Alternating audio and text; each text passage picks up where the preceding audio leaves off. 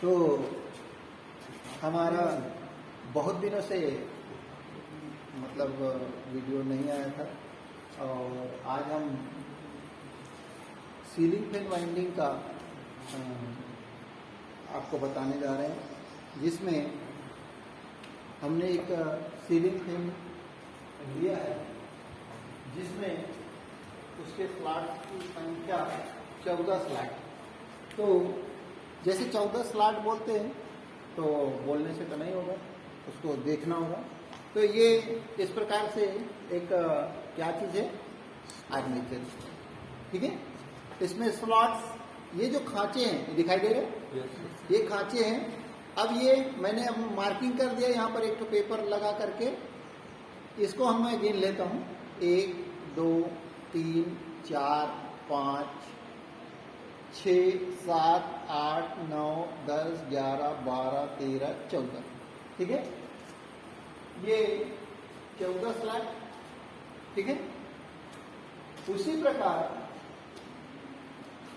दूसरे इसमें भी अंदर के भाग में 14 स्लॉट ही हैं, ठीक है। यस। तो ये समझना है, एक है। इसमें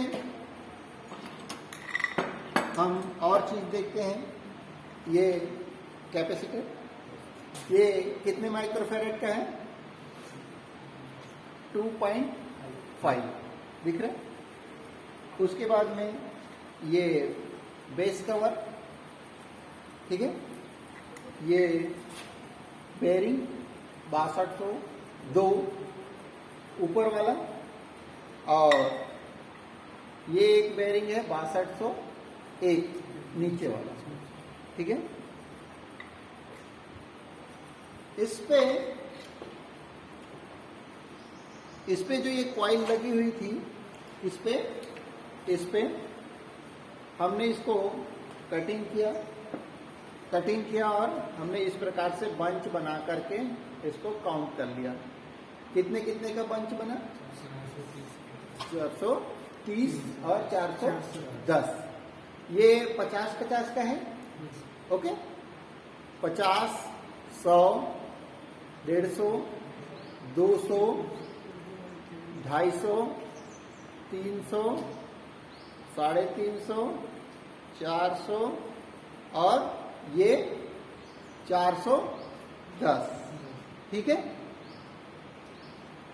इसमें आपका ये देखिए 50, 100, 150, 200, 250, 300, 350 और ये 400 और ये 30, ठीक है। दूसरे की हो गए। अब बात यह आती है कि हम ये जो तार है इसको आइडेंटिफाई करेंगे कैसे कि ये कितने गेज का है। तो इसके दो तरीके हैं। पहला, इस स्क्रू गेज के माध्यम से, इसके माध्यम से हम इसको आइडेंटिफाई कर सकते हैं, और दूसरा होता है आपका ये, इसको क्या बोलते हैं, SWG या स्टैंडर्ड वायर गेज मीटर, ठीक है। अभी जो एग्जाम हुई सन 2022, उसमें एग्जाम में एक क्वेश्चन आया था कि SWG मीटर में कितने गेज तक वायर नाप सकते हैं। तो आप देखिए इसमें 0 से लेकर 36 गेज तक के का माप सकते हैं, ओके।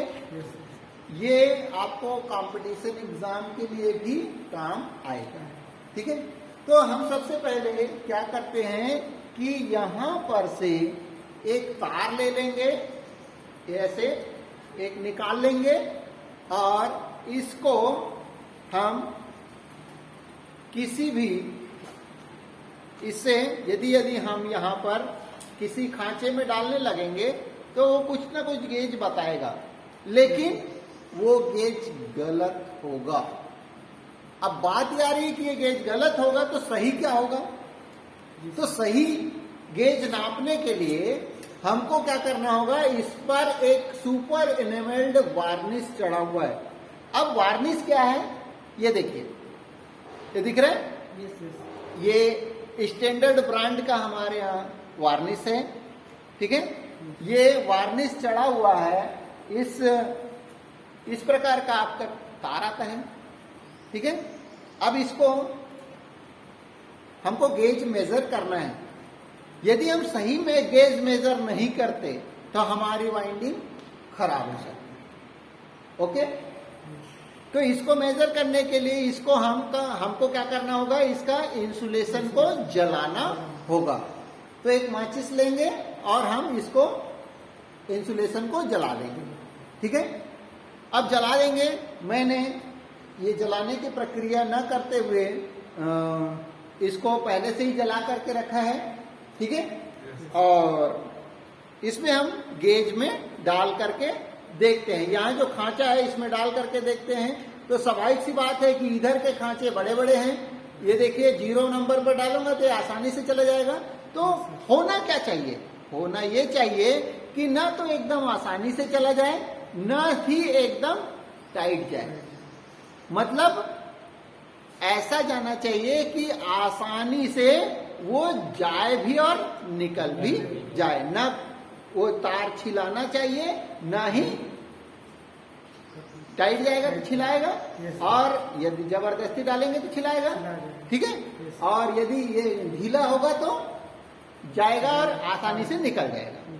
तो मतलब ना ज्यादा टाइट हो ना ज्यादा ढीला हो। तो जिस छेद में, यहां देखिए छेद बने हुए और उसके ऊपर खांचे कटे हुए, जिस छेद में आसानी से चला जाए वो उसका गेज होगा, ठीक है।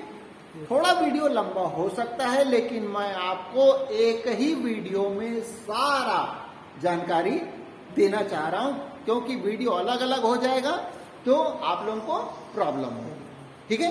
आप भी चाहते हैं कि एक ही वीडियो मिल जाए, ठीक है। तो ये आप देखिए कि हमने 30 में डाला, बराबर चला गया, ठीक है। उसके बाद में हम 33 में डाल करके देख रहे हैं, 33 में भी चला गया, 35, आप ये देखिए 36 में, ये 36 नंबर पर बड़ा ही आसानी से जा रहा है, ठीक है। तो ये गेज आइडेंटिफाई हो गया, क्या कितने गेज का है, 36 गेज का, ओके, आइडेंटिफाई हो गया। अब हम क्या करेंगे, इन तारों को, ये जो हमारे पास ये तार थे, इसमें स्टार्टिंग के और रनिंग के अलग अलग जमा कर लिए, ठीक है। अब हमको क्या करना है, तार परचेस करना है। तो गेज आइडेंटिफाई करना बहुत जरूरी था।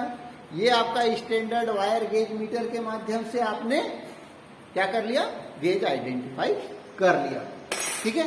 आपको अब मार्केट से तार खरीद करके लाना है, तो आप आइडेंटिफाई किए कितना, 36 नंबर, 36 नंबर का तार लेकर के आना है। तो कितना लेकर के आएंगे, तो आपको ये सारी कॉइल जमा करनी होगी। 14 दूने 28 कॉइल, कितनी कॉइल होगी, 14 इसकी और 14 इसकी, 28 कॉइल। वजन इतना ही होगा, ठीक है। जितना वजन है उतना ही तार, ज्यादा से ज्यादा 5 या 10 ग्राम आप तार ज्यादा ले लें, ठीक है। क्यों, वो इसलिए कि आप 20 ग्राम तक भी ले सकते हैं, कोई ये नहीं है। वो इसलिए क्यों, क्योंकि जो सुपर एनिमल्ड है, ये जो वार्निश चढ़ा हुआ होता है, ये तो जल जाता है, जल जाएगा ना, तो इसका वेट तो माइनस हो जाएगा। तो हमको कुछ वेट बढ़ा करके काम करना चाहिए, ठीक है। तो इसका वजन हमने नाप करके देखा, वो अप्रॉक्सीमेट 250 से 300 ग्राम आया, ठीक है, 250 से 300 ग्राम आया। हम इसको क्या करेंगे, थोड़ा सा बढ़ा लेंगे। तो कितना बढ़ा लेंगे, ज्यादा से ज्यादा 20 से 25 ग्राम बढ़ा लेंगे, इतना हो जाएगा, ओके। हमने क्या क्या किया, तार ले आए। अब इसके बाद आपका ये जो स्लॉट हमने कटिंग करके तैयार कर ली है। इस पर हम इस प्रकार से जहां पर से टर्मिनल को इंटर कराते हैं, यहां से टर्मिनल इंटर होंगे, ये देखिए छेद दिया हुआ है, यहां से टर्मिनल इंटर होंगे, इसके कम से कम 2 खांचे आगे से हम वाइंडिंग करना चालू करेंगे। तो सबसे पहले स्टार्टिंग वाइंडिंग अर्थात अंदर के खांचे में पेपर लगाएंगे। इस प्रकार से पेपर, एक लंबा पेपर काट लेंगे और इस प्रकार से हम लगा देंगे। ठीक है, ये लगा दिए, ये लग गया। इस प्रकार से हम इसको लगा दिए, पेपर लगाने का काम हो गया। अब इसमें करना क्या है? इसमें करना यह है कि ये तार को, ये जो तार दिया हुआ है इसको लपेटना है। इसको लपेटेंगे तो एक coil, 2 coil, 3 coil, 4 coil, 5 coil, 6 coil, 7 coil, 8 coil, 9, 10, 11, 12, 13 ऐसे 14 कॉइल यहां पर अंदर वाले भाग में 14 कॉइल लपेट जाएगी। ओके, डिपेंड करता है कि जब आपने 14 कॉइल लपेट दिया तो इसके 14 दूने 28 टर्मिनल निकलेंगे। इसको जोड़े कैसे? तो इसको हमको कौन सा कनेक्शन कराना है? Series connection. और हमने पहले ही ये बता चुके हैं कि सीरीज कनेक्शन होता कैसा है। ठीक है, तो सीरीज कनेक्शन मैं फिर से रिपीट करता हूं कि सीरीज कनेक्शन में पहले टर्मिनल को छोड़ दें तो दूसरे के पहले। ठीक है, ये कनेक्ट होता है। लेकिन यहां पर हम देख रहे हैं पहले को छोड़ दिए, दूसरे का दूसरे के साथ, पहले का पहले के साथ, फिर दूसरे का दूसरे के साथ, इस प्रकार से एक दूसरे को कनेक्ट करते हुए जाएंगे। और ये जो कॉइल होगी, ये जो कॉइल है कौन सी? ये जो कॉइल है, एक कॉइल, इसमें टर्नों की संख्या कितनी होगी? 430 टर्न। ठीक है, और ये इस प्रकार से कनेक्ट हो जाएगा। ओके, ये लपेटते आ जाएगा। चूंकि हम अलग अलग टर्मिनल को जोड़ने से बचने के लिए, चूंकि हम अलग अलग टर्मिनल को जोड़ेंगे तो इस प्रकार के स्लीव, इसको स्लीव कहते हैं, ये 1 नंबर स्लीव है, इस प्रकार के स्लीव की संख्या ज्यादा लग सकती है। तो क्यों ना हम डायरेक्टली एक तार को पकड़ करके हम पूरी कॉइल को एक साथ लपेट दें। ठीक है, जिससे हमको जोड़ने की तकलीफ नहीं होगी। तो उस तकलीफ से बचने के लिए हम क्या करेंगे? एक कॉइल को जब लपेटते हैं तो हम कैसे लपेटेंगे? इस प्रकार क्लॉकवाइज। ठीक है, क्लॉकवाइज लपेट दिया, आखिरी टर्न है उसको फिर हम एंटी क्लॉकवाइज घुमाना चालू करेंगे। क्या करेंगे? एंटी क्लॉकवाइज घुमाना चालू करेंगे, तो वो हमारी कॉइल में सीरीज कनेक्शन ऑटोमेटिकली हो जाएगा। ओके, इतना समझ में आया? क्या करना है? पहले क्लॉकवाइज लेना है, कहीं से भी ले लीजिए, कोई टेंशन की बात नहीं है। यदि आप पहले एंटी क्लॉकवाइज लेना है, ले लीजिए, क्लॉकवाइज लेना है, ले लीजिए, वेरी सिंपल। तो क्लॉकवाइज ले लिए, वो कॉइल खत्म हो गई। अब क्या करेंगे? उसका टर्मिनल ना निकालने के बजाय उसको आगे बढ़ाना है, उसको फिर एंटी क्लॉकवाइज घुमाएं। ओके, क्लियर हुआ? ये जो पेपर है, ये हमेशा ये ध्यान रखेंगे कि इस पेपर के ऊपर ही हमारा जो वाइंडिंग तार है ऊपर ही होना चाहिए। यदि इस बॉडी से टच हो जाएगा तो हमारा वाइंडिंग बेकार हो जाएगा, लीकेज हो जाएगा। ठीक है? ओके। और उसके बाद ये लीड टर्मिनल से ये दोनों ही वाइंडिंग हो जाएगी। मैं यहां पर डायग्राम बनाया उसमें बता रहा हूं। ये स्टार्टिंग वाइंडिंग और ये रनिंग वाइंडिंग। जब हमने वाइंडिंग किया तो 14 दूनी 28 कॉइल वाइंडिंग हो गई। उसके बाद में क्या जरूरत पड़ेगी कि इनके टर्मिनल्स निकाले। तो हमने देखो एक ब्लैक कलर की तार ले लिया और एक रेड कलर। ओके, इतना कर सकते हैं? समझ में आ रहा है इतना? हम क्या करें कि यहां पर से ये वाला दे दिए ब्लैक और ये वाले को रेड। ठीक है, तो दो कॉइल थी, एक स्टार्टिंग और एक रनिंग की, तो एक साइड से दो टर्मिनल निकल जाएंगे और इस साइड से भी दो टर्मिनल निकल रहे हैं। ये देखिए निकल रहे हैं। ये देखिए मैंने लाइव दिखाया, ऐसा कहीं पर भी नहीं दिखाएगा। ठीक है, ये दो टर्मिनल निकल दिए। तो अपने पास में टोटल निकले कितने निकले? 4। ठीक है, तो हमने क्या किया, किसी भी एक छोर को पकड़ लीजिए, किसी भी एक छोर, मतलब इस साइड का पकड़ लीजिए चाहे इस साइड का पकड़ लीजिए। इसको हमने क्या किया, आपस में कॉमन कर दिया। क्या कर दिया? कॉमन कर दिया। ठीक है, ये कॉमन हो गया, यहां कॉमन निकाल दिया। और यहां पर एक क्या किया, कैपेसिटर लगाया। ये देखिए, ये जो मैंने पहले कैपेसिटर दिखाया था, इसके दो टर्मिनल्स हैं, पहले वाइंडिंग के साथ में पहला और दूसरे वाइंडिंग के साथ में दूसरा कनेक्ट कर दिया। दिख रहे सबको? अब बात ये आती है कि हम इसको कैसे देखें कि ये सही घूम रहा है। तो स्वाभाविक सी बात है कि पंखा यदि सही घूमेगा तो हवा देगा आपको, लेकिन उल्टा हो गया, यदि उल्टा हो गया तो हमको क्या करना है? यदि पंखा उल्टे दिशा में घूम रहा है और स्पीड से घूम रहा है, हमको पंखा स्पीड में घूमना चाहिए, लेकिन उल्टे दिशा में घूम रहा है, तो हमको क्या करना है? इसके लिए एक ही सिद्धांत है कि स्टार्टिंग वाइंडिंग के टर्मिनल को आपस में बदल देना। ओके, स्टार्टिंग वाइंडिंग के टर्मिनल को आपस में बदल देना। अब बात क्या आती है इसमें, ये जो स्लिप देख लिए। अब लास्ट में आता है कि हम इस वाइंडिंग को इधर उधर ना हो करके बांधेंगे भी, ताकि वो एक जगह में रहे।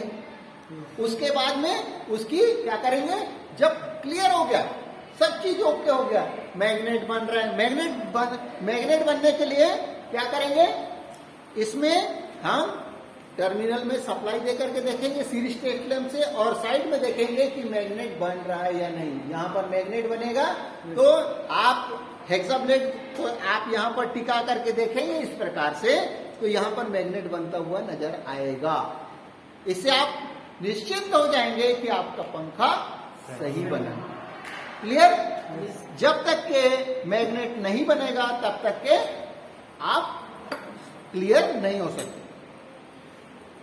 अक्सर करके देखा गया है कि पंखा रिपेयर कर लेते हैं, लेकिन पंखा सही आपने वाइंड कर लिया, लेकिन पंखा सही नहीं चल रहा है। लोगों को यह देखा गया है कि पंखे को जब आप निकाल रहे होते हैं तो वो क्या करते हैं कि एक हैमर पकड़ते हैं और बेरिंग को ठोक करके निकालते हैं। ठीक है, इस प्रकार से ये जो बेरिंग लगा हुआ रहता है, इसको इधर से हैमरिंग करके ठोक करके निकाल देते हैं। नहीं, गलत प्रक्रिया है। आपको इसको निकालने के लिए आपको क्या करना चाहिए? कूलर का इस्तेमाल करना चाहिए। कूलर दो प्रकार के होते हैं, एक होता है बेरिंग कूलर और दूसरा होता है पुली कूलर। क्योंकि पुली का हमारे पास कोई काम नहीं है अभी, तो बेरिंग कूलर ये आपका दिख रहा है, बेरिंग कूलर। ठीक है, इसे बेरिंग ओपन करते हैं। इसमें यदि इस शाफ्ट में यदि बेरिंग आ गया, कभी कभी शाफ्ट में आ जाता है, शाफ्ट में आ गया तो आप इस प्रकार से फंसा करके निकाल लेंगे। ठीक है, मैं आपको एक ठोक करके दिखाता हूं। यदि यहां पर है तो इस प्रकार से आप यहां पर फंसाएंगे और इसको ये करके फंसा देंगे, ठीक है। और दूसरा, यदि मान के चलिए कि यही बेरिंग इसमें फंस गया है, इसमें फंसा हुआ है, तो आप इस प्रकार से यहां पर फंसा करके निकालेंगे, ठीक है। होता यूं है कि काम, मेहनत तो हम पूरी करते हैं, लेकिन हमारा पंखा सही नहीं चलता। उसका रीजन यह है कि जब हम बेरिंग को ठोक करके निकालते हैं, ठीक है, तो उस पर प्ले आने लग जाता है। और जब प्ले आने लग जाएगा, आपने देखा होगा कि यदि आप किसी चीज को चलाते, गाड़ी को चलाते हैं, चक्का यदि बेरिंग में प्ले आ जाता है तो इस प्रकार से कांप के चलता है, ठीक है। लेकिन यहां पर यदि वही बेरिंग कांप करके चलेगा तो यहां तो स्पेस है नहीं, तो रगड़ खाएगा, और रगड़ खाएगा तो कोई चीज धीरे चलेगी, और हम क्या कहते हैं कि वाइंडिंग में गड़बड़ी होगी। तो हमको क्या करना है, प्रत्येक स्थिति में इसका प्ले चेक करना है, और बेरिंग को यदि नहीं चलने की स्थिति में है तो तत्काल बदल देना है। नहीं तो आपका सारा किया हुआ काम, आप टोटली सिद्धांत से काम कर रहे हैं, अच्छे से काम कर रहे हैं, आपके वाइंडिंग में कोई कमी नहीं है, फिर भी आपका पंखा बनाने के बाद वापस आ सकता है। इसको बिल्कुल ध्यान दें। मैं आपको एक राज की बात और बताना चाहूंगा कि कस्टमर जो होता है वो वाइंडिंग का तो पैसा देना चाहता है, लेकिन आप ये कहेंगे कि बेरिंग तो कदापि ना बोले कि ये चल जाएगा, जहां चल जाएगा बोले, और आपको ऐसा लग रहा है कि ये नहीं चलेगा, तो पंखा बिगड़ गया करके आपके पास में ले आएगा। और उस समय आपको पंखा दोबारा जब बना करके देंगे तो आपको महंगा पड़ जाएगा, ठीक है। इसलिए जो भी बोलना है एक बार में ही बोल दो, क्लियर। आपका काम अच्छा होगा तो वो आपके पास में जरूर लेकर के आएगा, और आपको ढूंढते हुए लेकर के आएगा। यदि आपके पास में समय नहीं है तो आपका वो इंतजार करेगा, लेकिन थोड़ी सी गलती के कारण आप अपना रिपुटेशन खराब ना करें, ओके। कैसे करेंगे इसको चेक करने का, चेक करने के लिए हमारे पास में 2-3 तरीके हैं। यदि आपके पास में लाइट है तो आप टेस्ट लैंप के माध्यम से चेक कर सकते हैं, जिसमें कि स्टार्टिंग वाइंडिंग का में जिसमें 430 टर्न है, इसमें जो 100 वाट का बल्ब ना लगाए, 200 वाट का बल्ब लगाए। इसमें क्या होगा कि डिम जलेगा, मतलब कम जलेगा, ठीक है। और 410 टर्न कौन से वाइंडिंग में है, रनिंग वाइंडिंग में, इसमें ज्यादा जलेगा। वाई, रीजन क्या हुआ कि चूंकि 430 टर्न का तार लंबा होगा, इसका रेजिस्टेंस ज्यादा होगा, मैंने सीरीज और पैरेलल पहले बता चुका हूं, तो उसका टर्मिनल रेजिस्टेंस ज्यादा होगा, रेजिस्टेंस ज्यादा होगा तो डिम जलेगा, और रेजिस्टेंस कम होगा तो ज्यादा ग्लो करेगा, ठीक है। ये कौन सी विधि हुई, टेस्ट लैंप के थ्रू। यदि लाइट नहीं है तो आप कंटिन्यूटी टेस्टर से भी आप काम कर सकते हैं। एक डीसी टेस्टर आता है, वो भी कंटिन्यूटी बताता है। तो उसमें पहले बॉडी, आर्मेचर के साथ में बॉडी चेक कर लें और वाइंडिंग को देख लें कि अलग अलग है कि नहीं। तीसरा है मल्टीमीटर के माध्यम से। मल्टीमीटर में आप एक कॉमन में लगाइए और दूसरा ओम में लेकर के जाइए, ठीक है। 10 ओम का होता है और 1 मेगा का होता है रेंज। अक्सर करके ये देखिए कि रेंज को एकदम ज्यादा में मत लगाइए, 10 ओम में लगा करके देखिए, ठीक है, और उसमें चेक करिए बराबर। यदि कंटिन्यूटी होगी तो बताएगा, ठीक है। उसमें रेजिस्टेंस की वैल्यू अलग अलग बताएगा। ज्यादा लंबा तार होगा ये वाला तो इसका ज्यादा बताएगा, इसका कम बताएगा। इस प्रकार दोनों आइडेंटिफाई हो गए। और क्या बच जाता है आपको, बेरिंग कैसे चेक करें कि सही? बेरिंग मैंने अभी बताया, इसको आप इस प्रकार से हिला करके देख ले, यदि प्ले होगा तो ये हिलेगा, ठीक है। और यदि प्ले नहीं होगा तो बिल्कुल नहीं हिलेगा। प्ले यदि है हर हाल में बदल दे, ओके। ये धागा आपका। अच्छा, एक चीज छूट गई जिसको मैं बताना चाहूंगा कि ये टर्मिनल जब जोड़ते हैं तो इसके ऊपर हम स्लीव लगा देते हैं। अब इसको कॉपर के साथ में क्या करना है, कॉपर के तार के साथ में कनेक्ट करना है। तो इसकी दो विधि है। कैसे? यदि आपको पैसे बचाने हैं तो आप एक 2000 वाट का या 1000 वाट का हीटर रखिए, उसको डायरेक्ट कनेक्ट करिए, कॉपर मेल्ट हो जाएगा, ऑटोमेटिक जुड़ जाएगा।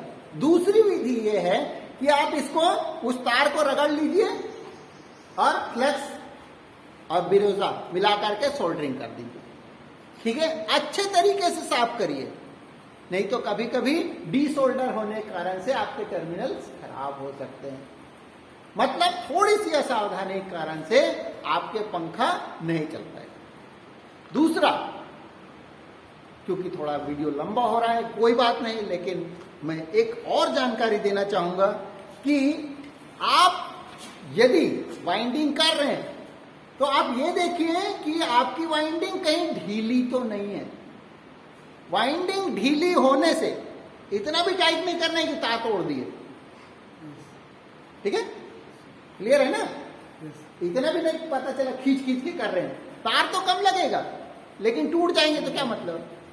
तो यदि टाइट होता है तो तार कम लगेगा, फेरों की संख्या ज्यादा होगी, और फेरों की संख्या ज्यादा होगी तो मैग्नेट स्ट्रांग बनेगा, और वो पंखा कम टर्मिनल में, कम वजन में, कम तार में ज्यादा अच्छा बनेगा। लेकिन ये नहीं कि उसको टाइट करने के चक्कर में ज्यादा ही कर दिया, ठीक है, नुकसान में आप हैं। तो नॉर्मली रखिए। मशीन से जो वाइंड होते हैं वो पंखे क्यों ज्यादा दिन नहीं चलते, उसका रीजन है कि वो ढीले लपेटे हुए होते हैं, ठीक है। और हाथ से बने हुए पंखे, क्योंकि हमारा रोजगार इससे जुड़ा हुआ है, और कहीं ना कहीं रोजगार हमको पैसे अर्न कराने के लिए काम करता है, तो रोजगार जब जुड़ा हुआ है तो हमारा हाथ, ये हाथ है, इससे ही अर्निंग हो सकती है, ठीक है। तो इस प्रकार आप एक सीलिंग फैन की वाइंडिंग कर सकते हैं। Any question? यदि आप लोगों के पास क्वेश्चन है तो तत्काल पूछ सकते हैं। क्वेश्चन क्या चीज बोलो, बताओ। ये, हाँ, यहां पर दो कॉइल हमने स्टार्टिंग और रनिंग की जोड़ दी, यहां कैपेसिटर लगा दिया। इसमें देखिए कि ये रनिंग वाइंडिंग है, इसमें रेजिस्टेंस कम है, तो रनिंग वाइंडिंग में ही हम सप्लाई का तार जोड़ेंगे, ठीक है। रनिंग वाइंडिंग में ही यदि सप्लाई का तार जुड़ता है तो पंखा स्पीड घूमेगा, क्योंकि इसका रेजिस्टेंस ज्यादा है, तो कम घूमेगा ना। तो किसमें जोड़ना है? इसमें। यदि उल्टा हो गया, इसको जोड़ने के बाद मैंने अभी बताया ना कि जस्ट उल्टा हो गया तो क्या करना है? तो हमको ये देखना है स्टार्टिंग वाइंडिंग के टर्मिनल, कौन सा? ये क्या लिखे? स्टार्टिंग वाइंडिंग लिखे। इसके टर्मिनल को आपस में क्या करेंगे? बदल देंगे, इधर से इधर और इधर वाले को इधर, ठीक है। अब आप देखेंगे कि ये यहां और ये यहां कैसे नहीं, ये यहां पर तो दोनों पास में आ जाएंगे, यहां पर पास में आ जाएंगे ना, तो बस केवल ये इस टर्मिनल को इस टर्मिनल के साथ में इंटरचेंज कर देना, और कुछ। और इसके बाद जब वाइंडिंग हो गई, तार बांध दिए, सब कुछ कर दिए, उसके बाद में वार्निशिंग कर देनी, ठीक है।